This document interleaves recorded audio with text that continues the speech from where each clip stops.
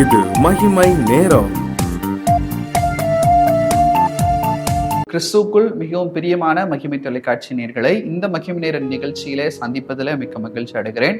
ஆண்டவர் நமக்கு கொடுக்கிற இந்த மேலான கிருபைகளை எண்ணி தேவாதி தேவனை நான் சுத்திருக்கிறேன். நாம் பிரியமானவர்களே, இந்த வாரத்திலும் கூட நிதானமாய் நடப்பதை குறித்து நாம் தியானித்துக் கொண்டிருக்கிறோம். இதைதான் நாம் வாசிக்கிறோம்.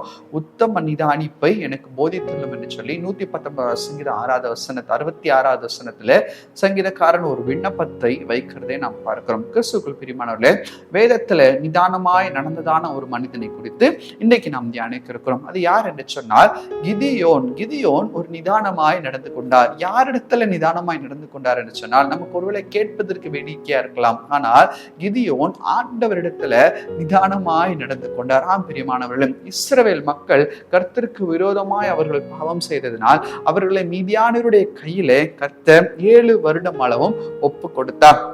இந்த 7 வருடத்துல தான் கிதியோனுடைய வாழ்க்கையும் அடங்கி இருக்கிறது. இந்த மீதியானியருக்கு இஸ்ரவேல் மக்களை ரட்சிக்க வேண்டும் என்று சொல்லி இந்த கிதியோன் என்ன செய்கிறார்? 11வது வசனத்துல நாம் வாசிக்கிறோம்.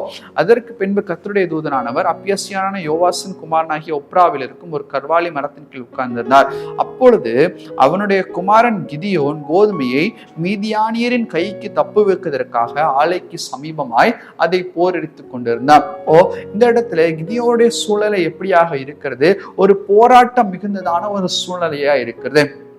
ஒரு போராட்டம் மிகுந்ததான ஒரு சூழ்நிலை.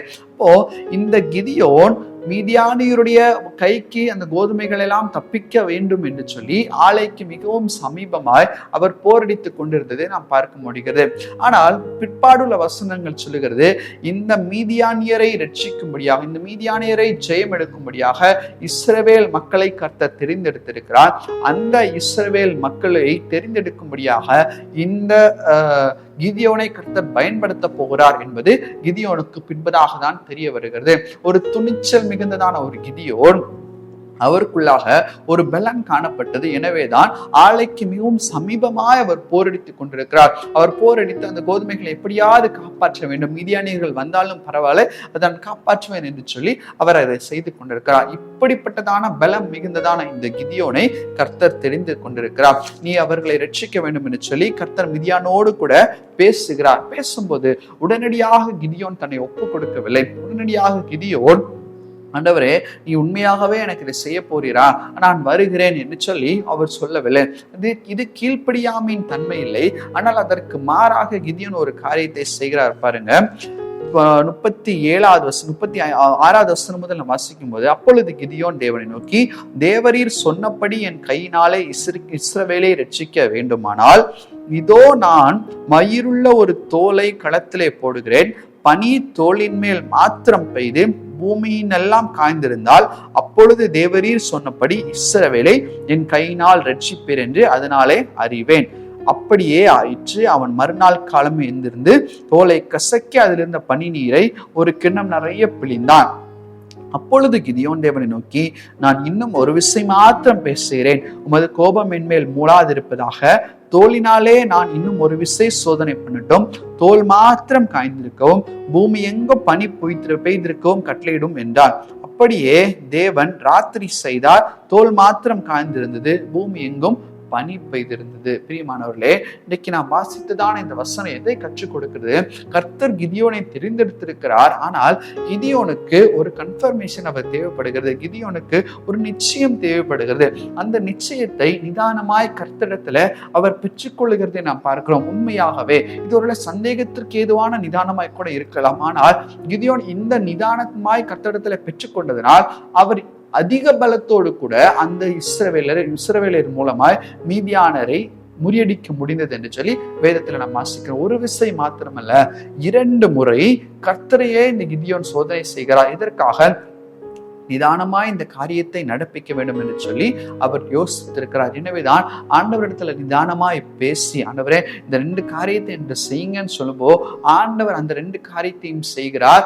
அதிக பலத்தோடு கூட இஸ்ரவேல் ஜனங்களை, சொற்ப ஜனங்களை வைத்து இந்த மீதியானரை இந்த கிதியோனால் வெற்றி பெற செய்த முடிந்தது. பிரியமானவர்களே, இன்னைக்கு நாமும் கூட நமக்கு ஒரு முடிவு எடுக்க போகிறோம், இல்லை ஏதோ ஒரு காரியத்திற்கு நம்ம செய்ய போகிறோம். அப்படி என்றால் நாம் எப்படியாக இருக்கிறோம்? உடனடியாக அப்படியாக எடுத்தோம் கவுத்தோம் என்று சொல்வார்கள். அப்படியாக இராதபடிக்கு நிதானமாய் செயல்பட்டு, இது உண்மையாகவே எனக்கு தகுதி தானா, இதை உண்மையாகவே நான் செய்ய முடியுமா என்று சொல்லி நிதானித்து செயல்படும் போது ஆண்டவர் அதனுடைய பலனை நிச்சயமாக நமக்கு கற்றுக் கொடுப்பார். இதே 1 சாமுவேல் 13வது அதிகாரம் 6வது வசனத்திலே சவுல் இந்த நிதானிப்பை தவறி போகிறதை நாம் பார்க்கிறோம். சவுலை கொண்டு கர்த்தர் ஒரு காரியத்தை நடப்பிக்க இருக்கிறார். ஆனால் இந்த சவுலோ நிதானிக்க தவறி போனதினால் ஒரு பக்கம் கிதியோன் தன்னால் செய்ய முடியுமா என்பதை அவர் தன்னைத்தான் சோதித்து பார்க்கிறார். ஆனால் சவுலோ துணிச்சலோடு கூட, ஒரு நிதானிப்பு இல்லாமல் துணிச்சலாக செயல்பட்டதனால் ஒரு பெரிய பிரச்சனைக்குள்ளாக சவுல் மாட்டிக்கொள்வதை நாம் பார்க்க முடிகிறது. 1 சாமுவேல் 13வது அதிகாரம் இப்படியாக சொல்லுகிறது. 12வது வசனத்தில் நாம் வாசிப்பானால், கில்கால் பெலிஸ்தியர் எனக்கு விரோதமாய் வந்து விடுவார்கள் என்றும், நான் இன்னும் கர்த்தருடைய சமூகத்தை நோக்கி விண்ணப்பம் பண்ணவில்லை என்றும் என்னை துணிந்து சர்வாங்க தகன பலியை செலுத்தினேன் என்றார். சாமுவேல் சவுலை பார்த்து, புத்தீனமாய் செய்தீர், உம்முடைய தேவனாகிய கர்த்தர் உமக்கு வித்திட்ட கட்டளையை நீ கை கொள்ளாமற் போனீர், மற்றபடி கர்த்தர் இஸ்ரவேலின் மேல் உம்முடைய ராஜ்ய பாரத்தை என்றைக்கும் ஸ்திரப்படுத்துவார். பிரியமானவர்களே, இந்த இடத்துல சவுல் கர்த்தருடைய கட்டளைக்கு மீறி செயல்படுகிறார். ஆனால் கிதியோனோ கர்த்தருடைய கட்டளையை உறுதிப்படுத்துவதற்காக நிதானமாய் செயல்படுகிறார். ஆனால் இந்த சவுலோ கட்டளையை மீறி துணிச்சலோடு செயல்படுகிறார். 2 பேருக்கும் உள்ள ஒரு வித்தியாசம், கிதியோன் நிதானமாய் செயல்பட்டார், அவருடைய காரியம் வெற்றியா அமைந்தது. இதே சவுல் இதே பெலிஸ்தியருக்கு விரோதமாய் தன்னை எழும்ப வேண்டும் என்பதற்காக நிதானம் இல்லாமல் செயல்பட்டார். துணிச்சலோடு கூட கர்த்தருடைய கட்டளையை மீறி அவர் செயல்பட்டார். சவுலோ தன்னுடைய ராஜ்ய பாரத்தை பிற்பாடு இழந்து போனதாக வேத வசனம் நமக்கு காண்பிக்கிறது. பிரியமானவர்களே, இன்னைக்கு நம்முடைய வாழ்க்கையில இந்த நிதானம் நமக்கு காணப்படுகிறதா? எந்த காரியத்திலும், சகல காரியத்திலும் நிதானமாய் நாம் செயல்படும் போது ஆண்டவர் நமக்கு பெரிய வெற்றியை அவர் தருகிறவராய் கூட காணப்படுகிறார். யோபுனுடைய வாழ்க்கையில இருந்த நிதானம் நமக்கு வேண்டும். எஸ்னுடைய வாழ்க்கையில இருந்ததான நிதானம் நமக்கு வேண்டும். யோனாவுடைய வாழ்க்கையில இருந்ததான நிதானம் நமக்கு வேண்டும். நோவாவுடைய வாழ்க்கையில எப்படி நிதானமாய் செயல்பட்டாரோ அதே நிதானம் நமக்கு வேண்டும். கர்த்தருக்கு அடுத்த காரியத்துல எப்படி நிதானமாய் நாம் செயல்பட வேண்டுமோ அந்த நிதானம் நமக்கு வேண்டும்.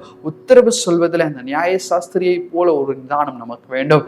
இதெல்லாவற்றையும் நாம் சிந்தித்து செயல்படும் போது நம்முடைய உலக வாழ்க்கையில மாத்திரமல்ல, ஆவிக்குரிய வாழ்க்கையிலும் நாம் ரட்சிப்பை பெற்றுக்கொண்டு நித்திய வாழ்வில பிரகாசிக்க கர்த்தர் நமக்கு கிருபை தருவார். பிரியமானவர்களே, உலகத்தில் நிதானமாய் செயல்படும், எல்லா காரியத்திலும் நிதானமாய் இருக்கும் போது ஆண்டவர் பெரிய கிருபைகளை நமக்கு தருவார். கண்களை மூடி நாம் ஜெபிப்போம். நேசிக்கிறதான நல்ல பிதாவே, உம்மை நோக்கி பார்க்க தேட துதிக்க கர்த்தர் நீர் செய்த கிருபைகளுக்காக உமக்கு நன்றி ஆண்டவரே. நிதானமாய் நாங்கள் செயல்பட கர்த்தர் நீர் எங்களுக்கு கிருபை செய்தீரே, உமக்கு நன்றி அப்பா. ஆண்டவரே, இந்த வாரம் முழுவதும் நிதானத்தை குறித்து எங்களோடு கூட பேசியிருக்கிறேன். நாங்கள் ஒவ்வொரு நாளும் நிதானமாய் செயல்பட்டு உடைய நாமத்தை மகிமைப்படுத்த நீர் எங்களுக்கு கிருபை தாரும் அப்பா. உமக்கே துதி கனம் மகிமை நாங்கள் ஏறெடுக்கிறோம் சுவாமி. ஆண்டவரே, கேட்ட ஒவ்வொரு வார்த்தைகளும் கர்த்ததாமே நீர் ஆண்டவரே உறுதிப்படுத்த முடியாது, ஸ்திரப்படுத்த முடியாது ஜெபிக்கிறோம். ஒரு வார்த்தையை கூட பிசாசு நம்ம திரும்பி செல்லாதபடிக்கு காத்துக்கொள்ளுங்க. உமக்கே துதி கனம் மகிமை ஏறெடுக்கிறோம். மீட்பராம் இயேசுவின் மூலம் ஜெபிக்கிறோம் எங்கள் ஜெபங்களும் நல்ல பிதாவே. ஆமென், ஆமென்.